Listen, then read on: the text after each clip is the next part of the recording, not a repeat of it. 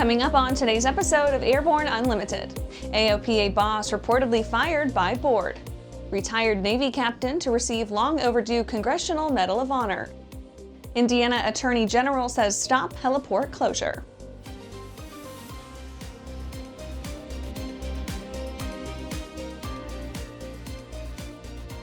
Welcome to Airborne Unlimited. I'm your host, Holland Lee. Let's get into today's stories. AOPA boss reportedly fired by board. An initial announcement by AOPA signaling a change in leadership appears to be less than honest. The AOPA Board of Trustees initially claimed that it would be searching for a new leader after current president and CEO Darren Pleasance, who has been with the organization a little over a year, transitions immediately to an advisory role. Pleasance lives in Bend, Oregon, and AOPA vaguely intoned that they needed their top leader based full-time in Frederick, Maryland, at AOPA's headquarters. AOPA's operations will now be jointly led by CFO Jill Baker and Senior VP of Membership Strategy and Growth Katie Pribble, who will serve as acting co-presidents during this interim period. A great deal of info from trusted AOPA insiders all indicate that Pleasance's exit was not voluntary and that he was pretty much fired. The sudden notice and the swift act of Pleasance's stepping down leave many with quite a few questions about a position that has been paying out as much as $2 million per year, according to previous AOPA President Baker's compensation package, detailed in their 2024 IRS Form 990. AOPA has also reportedly undergone a significant decrease in overall membership numbers and associated revenue, despite constant escalation in membership fees, which had reached well into the $400,000 range when run by then AOPA boss Phil Boyer, and decreased by well over 100,000 members or more, possibly leaving EAA as the largest aviation organization repping the GA and associated communities, in direct contradiction of recent AOPA claims. More info to come.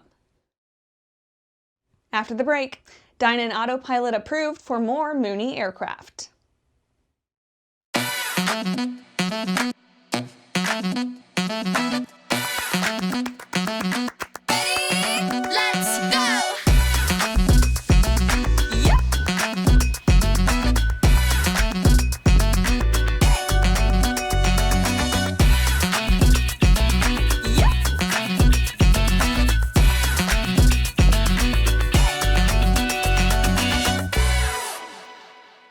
The legendary BD4C program is building an exciting future for those who want a rugged four-seat family flyer with a proven history. The SureWings program produces a complete kit and builder assist program that gives you everything you need to be flying a BD4CS in record time. For conventional kit builders, BD Aviation has parts, partial kits, and full kits for the 190-mile-per-hour BD4C that has logged thousands of hours. Visit SureWings.com and BDAviation.com for more detail. Welcome back. Now let's take a trip around the patch for some shorter stories. Dynon Autopilot approved for more Mooney models. The Dynon Autopilot has received FAA certification to allow it to be installed alongside Dynon-certified Skyview HDX systems in Mooney M20C, D, E, and F models, in addition to the previously certified M20J and M20K aircraft.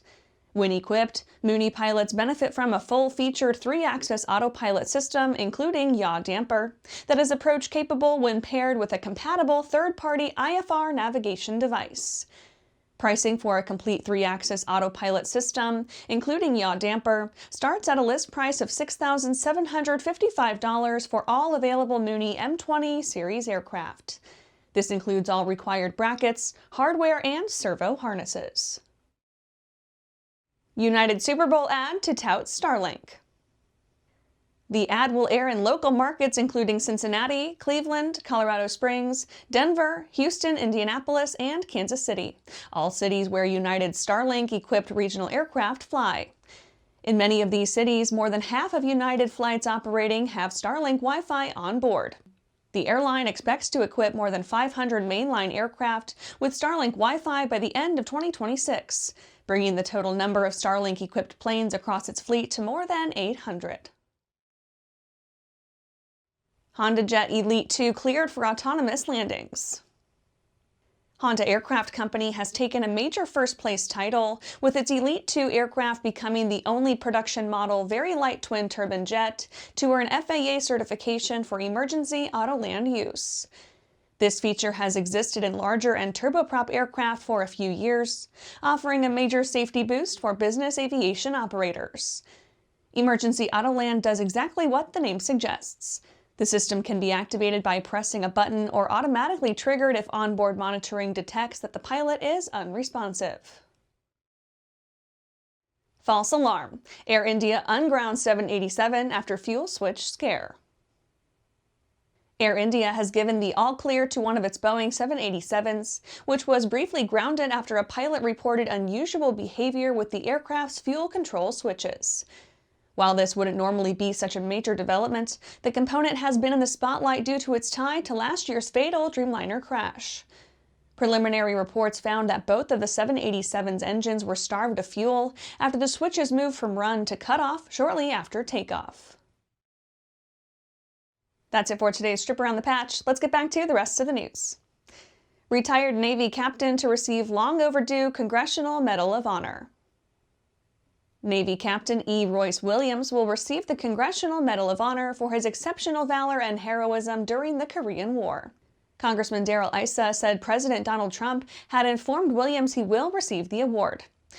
Quote, "My friend, constituent and hero Royce Williams is 100 years young, a Top Gun pilot like no other, and an American hero for all time.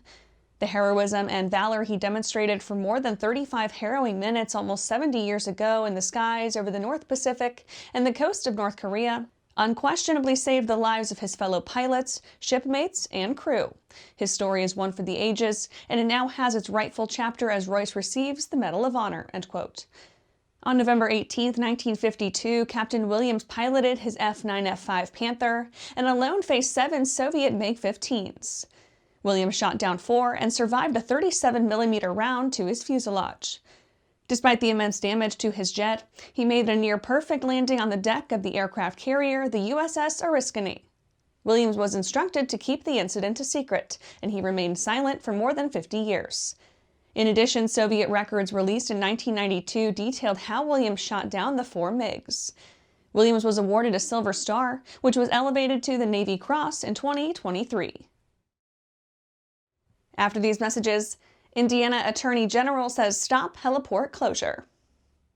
The next evolution of the TBM family has arrived, the TBM 980. Featuring the Garmin G3000 Prime avionics, the TBM 980 delivers next-level intuitive control and cockpit intelligence.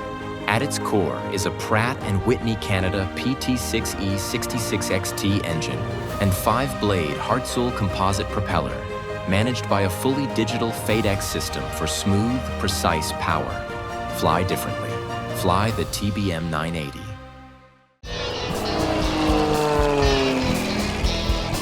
There's a lot of places I get to at the end of the runway or in turnarounds that I need an engine running.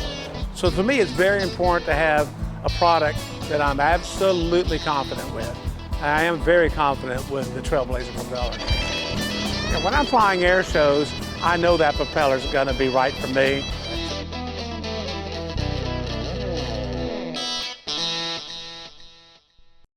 Welcome back. Indiana Attorney General says stop heliport closure. Plans to redevelop the Indianapolis downtown heliport are on hold after Indiana Attorney General Todd Rokita asked federal officials to reconsider their approval of the facility's anticipated sale to the city. The heliport has been closed since December 15th, but a sale is not permitted until several FAA regulations are satisfied. The FAA on January 9th directed the Indianapolis Airport Authority, which owns the heliport, to, quote, immediately pause post-closure decommissioning activities, end quote, ahead of a formal sale. The directive is a reversal of the agency's decision in late 2024. The move follows separate letters from Rokita and businessman Chuck Sirac, both objecting to the heliport's closure. The city wants to buy the heliport and demolish it to make way for new development. Rokita said he believes that the $15 million offer made by Serac, who owns Sweetwater, a Fort Wayne-based music technology and instrument retailer, prior to the approval of the heliport sale to the city, did not receive due consideration, in part because of the composition of the Airport Authority's board. Rokita said he does not believe the IAA has met the obligations of certain grants received for the heliport, noting the entity has been given $6.7 million since acquiring the property in 1983. Rokita said that since the Joe Biden presidential administration approved the decommissioning. And that's our show for today. You can catch episodes of Airborne on YouTube, Roku, or Fire TV. Just search for Aero-News or Airborne. And don't forget to follow us on social media. Thanks for watching.